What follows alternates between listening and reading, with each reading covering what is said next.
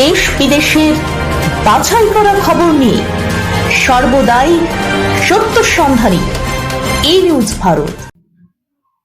নমস্কার, ই নিউজ ভারতে আপনাদের সকলকে স্বাগত। শুরু করছি ওয়েদার আপডেট। মে মাসেও মনোরম আবহাওয়া। আলিপুর আবহাওয়া দপ্তরের পূর্বাভাস বলছে, নতুন সপ্তাহেও বদলাবে না এই ছবি। বঙ্গোপসাগরে নতুন নিম্নচাপ তৈরি হওয়ার জেরে দক্ষিণবঙ্গ থেকে উত্তরবঙ্গ একাধিক জেলায় বজ্রবিদ্যুৎ সহ বৃষ্টির সম্ভাবনা রয়েছে। আজ দক্ষিণবঙ্গের একাধিক জেলায় বজ্রবিদ্যুৎ সহ ঝড় বৃষ্টির পূর্বাভাস রয়েছে। বিশেষ করে উত্তর ও দক্ষিণ 24 পরগনা ঘন্টায় 40 থেকে 50 কিলোমিটার বেগে ঝোড়ো হাওয়া বইতে পারে।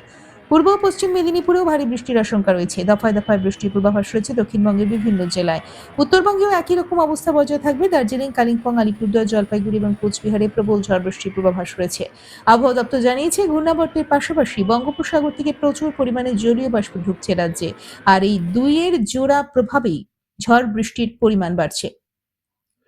কলকাতায় আজ প্রধানত রৌদ্রোজ্জ্বল দিন। আজ কলকাতা ও তার পার্শ্ববর্তী অঞ্চলে দিনের সর্বোচ্চ তাপমাত্রা 34 ডিগ্রি সেলসিয়াস, সর্বনিম্ন 27 ডিগ্রি সেলসিয়াস। বাতাসে আপেক্ষিক আর্দ্রতার পরিমাণ 56%।